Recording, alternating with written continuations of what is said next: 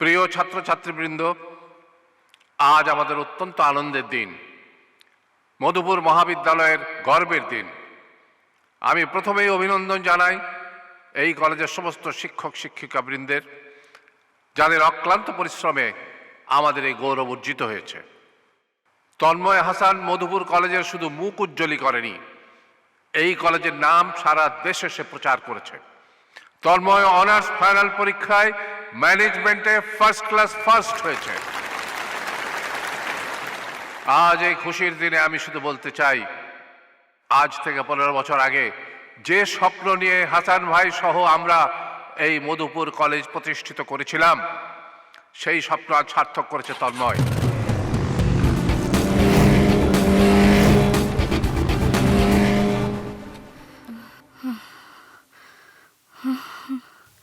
চিন্তার কোনো কারণ নেই, সব ঠিক হয়ে যাবে। ওষুধ দিয়ে দিচ্ছি। ডায়াভেন 80 দিনে 2 বার খাবে, সাথে ফ্রেঞ্জিট থাকবে 2টি। ঠিক আছে? আচ্ছা। মা! ও মা! কি করছিস? বড় হয়েছিস, তোর পাগলামিটা গেল না। ছাড়। আমি বড় হয়েছি? মোটেও না। আমি তোমার কাছে চিরদিন ছোটই থাকবো। বেশ, তাই থাকিস। এবার বল তো, খুশি হবার কারণটা কি? মা, আমি মধুপুর কলেজ থেকে অনার্স ফাইনাল পরীক্ষায় ম্যানেজমেন্টে ফার্স্ট ক্লাস ফার্স্ট হয়েছি। বলিস কি? আমি স্বপ্ন দেখছি না তো বাবা। না মা, এতদিন তুমি আমাকে নিয়ে যে স্বপ্ন দেখেছিলে, আজ সেই স্বপ্নের অর্ধেকটা সত্যি করেছি মা। মা, তোমার চোখে পানি? তুমি এই খুশির দিনে কাঁদছো? আজ আমি তোমাকে কাঁদতে দেব না মা। তন্ময়, এটা কোনো দুঃখের কান্না না। দুঃখে কষ্টে অনেক দিন কেঁদেছি, আজ একটু সুখের কান্না কাঁদতে দে। মা, আজ তোর বাবার কথা মনে পড়ছে। তুই যখন ছোট্ট ছিলি, তোর বাবা তোকে দেখে বলতো, সাদিয়া তুমি দেখো, একদিন আমাদের তন্ময় অনেক বড় হবে। মানুষটা বেঁচে থাকলে কত খুশি হতো। মা, আজ তোর বাবা নেই, কিন্তু আরো 2জন মানুষ আছে যারা তোর কাছে তোর বাবার মতো। একজন রশিদ ভাই, আরেকজন গায়েন ভাই। যা, খুশির খবরটা ওনাদের জানিয়ে আয়।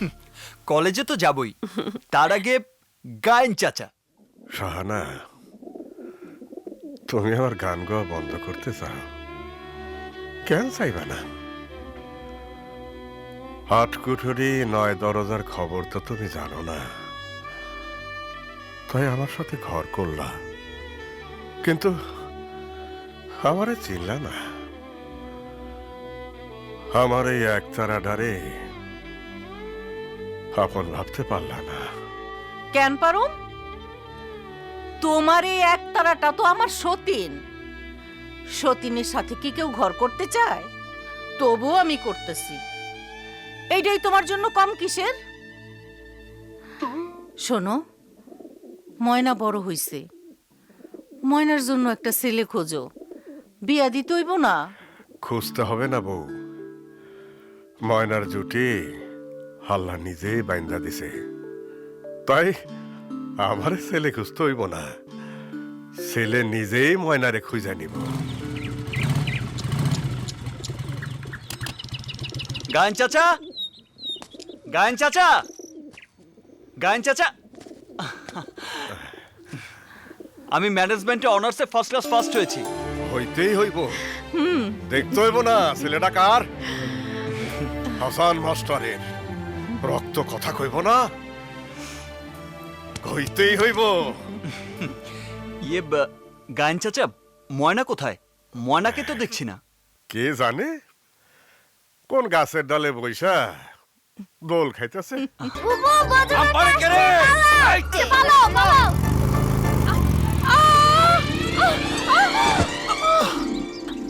আমি কোথায়? দোলনাতে। কেন, মজা লাগছে না? এমন দোলনাতে কার না মজা লাগে? কি আরাম! উরি বাপরে! তাড়াতাড়ি চলো, নাহলে ধরা পড়ে যাবো। করতে পারলাম না।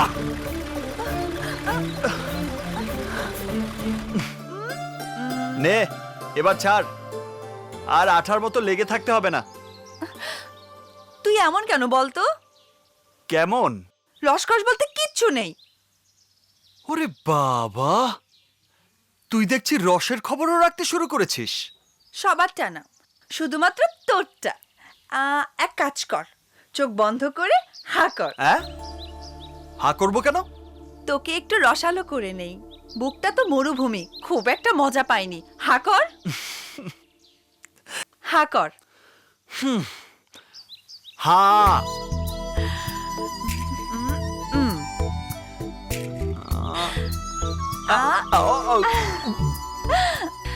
এইবার কামড়তে, রসে মুখ ভরে যাবে। বুঝেছি। গান চাচাকে বলে তোর পায়ে শিকল পরানোর ব্যবস্থাটা করতেই হবে। সেই সাথে বলে দিস শিকলটা তুই পরিয়ে দিবি। তোর মনের খাঁচায় বন্দি হতে আমার কত দিনের ইচ্ছা। তুই আমার উপকারটা কর না, কর না। রুমা, রুমা, আরে কোথায় গেলে? এই যে এসো এসো এসো। কি ব্যাপার, আজ সূর্য কোন দিকে উঠলো যে এত সকাল সকাল রুমার কথা মনে পড়লো? তাই বুঝি। শোনো, মধুপুর থেকে সাদিয়া ভাবির চিঠি এসেছে। তাই? তন্ময় আমাদের প্রতিষ্ঠিত কলেজ থেকে ম্যানেজমেন্টে অনার্স সহ ফার্স্ট ক্লাস ফার্স্ট হয়েছে। তাই? হ্যাঁ, খুব খুশি হলাম। সাদিয়া ভাবির এতদিনের কষ্টটা সার্থক হয়েছে। হ্যাঁ, আমারও মনে হচ্ছে ভাবি একজন সার্থক মা। এত কষ্টের মাঝে তন্ময়কে ঠিকই মানুষের মতো মানুষ করেছে। সাদিয়া ভাবির সাথে তুলনা করলে আমরাই ব্যর্থ। আমরা আমাদের একমাত্র মেয়ে ফারহাকে বাঙালি করে গড়ে তুলতে পারলাম না।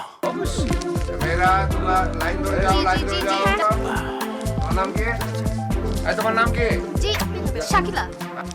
দেখিস তন্ময় ভাই হায়দারকে বিপুল ভোটে হারিয়ে দিবে।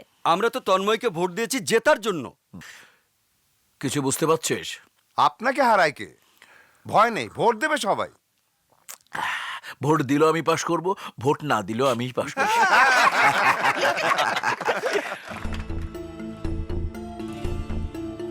কাস্ট হয়েছে এখানে 1680। এর মধ্যে তন্ময় পেয়েছে 1069, হায়দার পেয়েছে 591।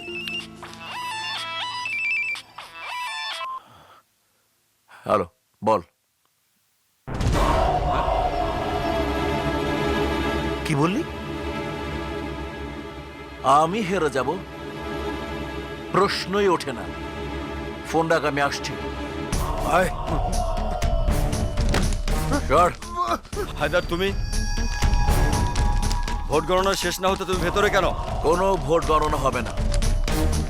ব্যালট বাক্স আমি নিয়ে যাব, আর আপনারা গণনা ছাড়াই আমার পুরো প্যানেলকে বিজয় ঘোষণা করবেন। Okay sir? কি বলছো তুমি?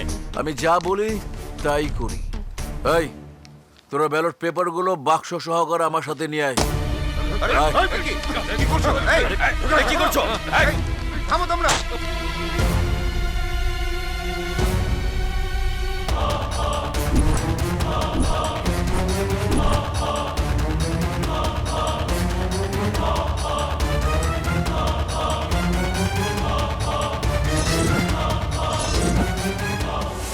কি দেখছিস? দেখছি তোকে। আমার নিশ্চিত বিজয় তুই ছিনিয়ে নিচ্ছিস। তোর বুকে অনেক সাহস।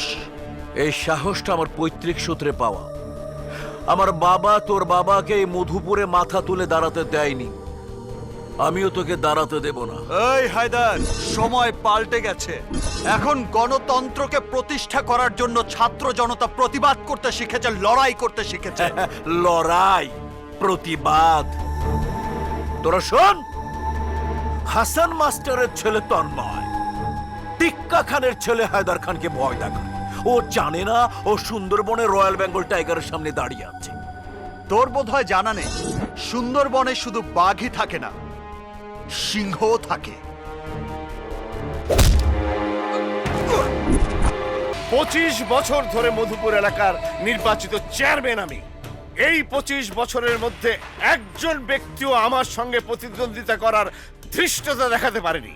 সেই মধুপুরের কলেজ নির্বাচনে জয়লাভ করার জন্য তোকে ভোট বাক্স ছিনতাই করতে হলো। ছি, এ লজ্জা আমি রাখবো কোথায়? তুই আমার উত্তরসূরি হয়ে আমার মান মর্যাদা সবকিছু মধুপুরের মাটির সঙ্গে মিশিয়ে দিয়েছিস। ভাইজান, খড়ের খেয়ে বনের মোষ তাড়িয়েছে, তাই বুঝতে পারেনি ভোটে জিততে হলে শুধু পেশি শক্তিতে কাজ হয় না, ছাত্রদের সমর্থন আদায় করতে হয়। সত্যি কথা বলতে কি, গরুর মাংস খেয়ে খেয়ে ও নিজেই একটা গরু হয়ে গেছে। একদম চিৎকার করবি না। তোকেও গরু বললো তা আমি কিছু বলেছি? এই এই, তোর লজ্জা করে না?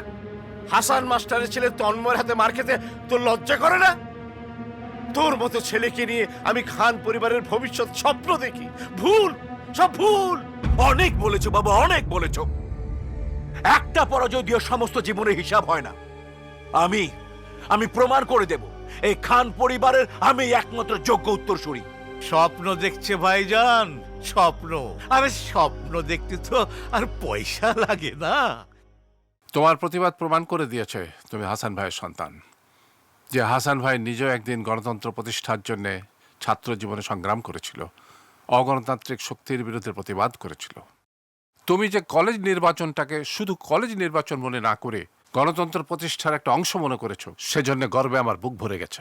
স্যার, আপনার কাছেই তো শিখেছি, আজ যে ছাত্র, আগামীকাল সে দেশকে নেতৃত্ব দেবে, দেশের গণতন্ত্রকে রক্ষা করার জন্য অশুভ শক্তির বিরুদ্ধে সংগ্রাম করবে। তাছাড়া আমি তো জানি আপনারা যে কজন মিলে এই কলেজ প্রতিষ্ঠিত করেছিলেন, আমার বাবাও ছিলেন আপনাদের মধ্যে একজন। এই তো বহুদিন পর তোমার মুখে হাসান ভাইয়ের মতো কথা শুনলাম। তন্ময়, আমি কিন্তু তোমার কাছে অনেক বেশি আশা করি। আমি তো জানি আমি আপনার প্রেরণার সাহায্য আর আপনার ছায়ায় এত দূর এসেছি, বাকিটাও আপনার প্রেরণাতেই এগিয়ে যাব। বাবার রেখে যাওয়া স্বপ্ন আর আপনাদের স্বপ্নের শতভাগ আমিই পূরণ করব।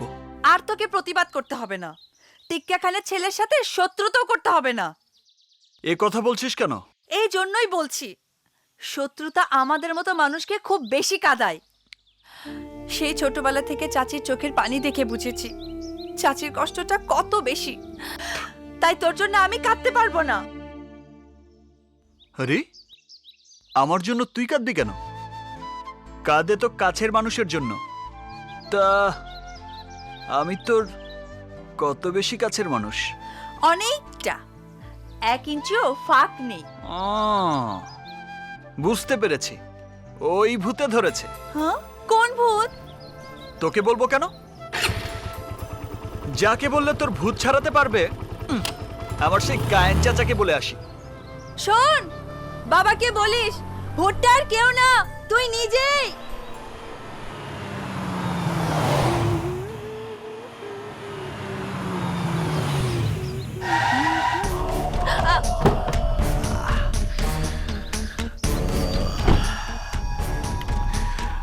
ময়না, আজ কি বার রে?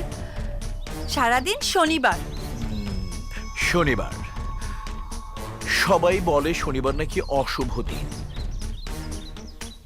আমি তো দেখছি আমার জন্য শুভ দিন।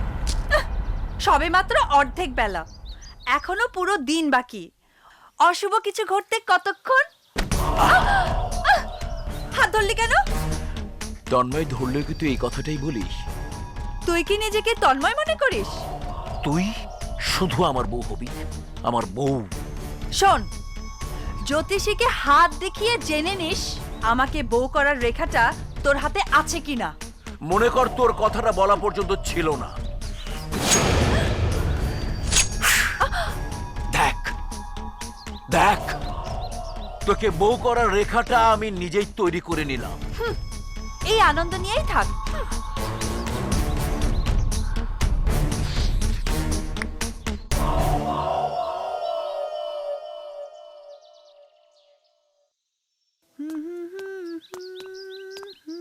ময়না, তুই এসেছিস, ভালো হয়েছে। চাবিটা তোকে দিয়ে যেতে পারবো, তা না হলে আবার তন্ময়কে খুঁজতে হতো। তার মানে ছেলেকে খোঁজার চাকরিটা আমাকে দিয়ে দিলে? দেব চাচি, আমি কিন্তু তোমার ছেলের বউ না। শোনো, ছেলে বড় হলে বিয়ে দিতে হয়, ঘরে বউ আনতে হয়। এই যে এখন হাসপাতালে যাচ্ছ, বউ থাকলে কি করতো বলো না, কি করতো? তুই বল। এই গরম গরম রান্না করে দিত, দেরি হয়ে যাচ্ছে দেখে সব কিছু হাতের কাছে এনে দিত, মিষ্টি কণ্ঠে 2-4 বার মা মা বলে ডাকতো, শুনতেও তো ভালো লাগতো। ভালো কথা মনে করিয়ে দিয়েছিস তো। আমি তো ভেবেই দেখিনি আমার তন্ময়ের বিয়ের বয়স হয়েছে। বিয়ের বয়স হবে কেন? এখনো তো তোমার ছেলে ফিডারে দুধ খায়। আজ বিয়ে দাও, কালই দাদি হবে তুমি। তাহলে তো আরো মজা। এক কাজ কর, একটা মেয়ে খোঁজ। বলো, কেমন মেয়ে পছন্দ? কেমন মেয়ে? এই নাক, মুখ, চোখ সবকিছু তোর মতো। তাও বলে না তোকেই চাই। আচ্ছা, একটা কাজ করলে কেমন হয়? কি? আমার গায়েন ভাইয়ের সুন্দরী মেয়েটাকে বউ করলে কেমন হয়? কি যেন নাম? ময়না। চাচি, আমি তোর মনের কথা বুঝি রে মা। আমি আজই তোর বাবা মায়ের সাথে কথা বলবো। ওগো, তুমি কি শুনছো? ভাবি আমার ময়নার জন্য কত বড় খুশির খবর নিয়ে এসেছে। আমার ময়নার কপালে এত সুখ আমি তো ভাবতেও পারছি না। আমি এই খুশি রাখি কোথায় বলো? ভাবি!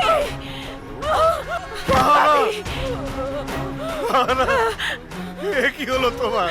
ভাবি, বউ, বউ, ও বউ, ভাবি, ভাইজান, ভাবি। শাহানা ভাবিকে জলদি হাসপাতালে নিয়ে যেতে হবে। মা মা মা মা, তন্ময় মা কথা বলছে না কেন? মা অমন করছে কেন? মা মা মা, আল্লাহরে ডাক। আল্লাহ, মা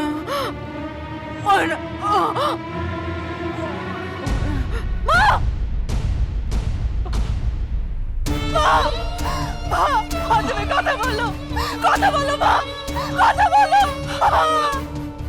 ময়না, ময়না, চাচি আর কোনোদিন আমাদের সাথে কথা বলবে না,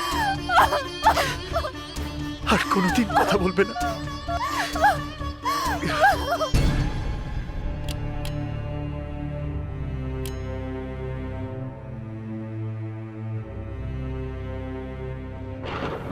মরা বাড়িতে 3 দিন চুলা জ্বলে না, বাইরে থেকে খাবার পাঠাতে হয়। ওদের আপনজন তো শুধুমাত্র আমরা।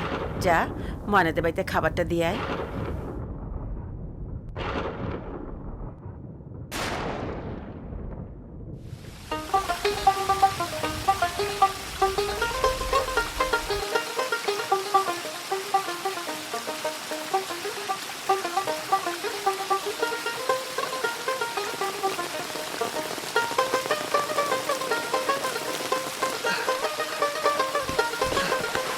ময়না, ময়না, চাচা, চাচা, ময়না কোথায়? ঘরে তো আছে না।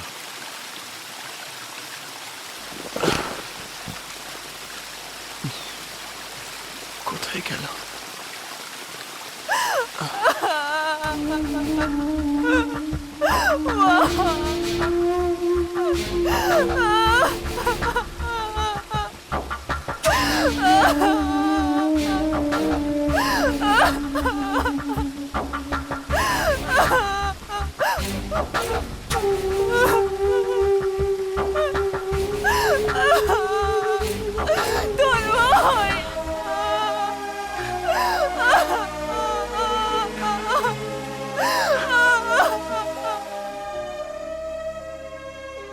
তুই ঠিক বলেছিস তন্ময়, মেয়েটা বড়ই একা হয়ে গেল।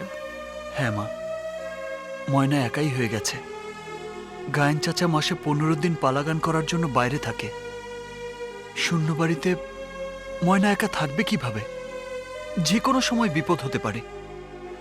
তাই বলছিলাম, গায়েন চাচা যতদিন থাকবে না ততদিন ময়নাকে তোমার কাছে রাখার ব্যবস্থা করো। ঠিক আছে, গায়েন ভাই যখন থাকবে না তখন ময়না আমার কাছেই থাকবে, ওর কোনো বিপদ হবে না। হুম?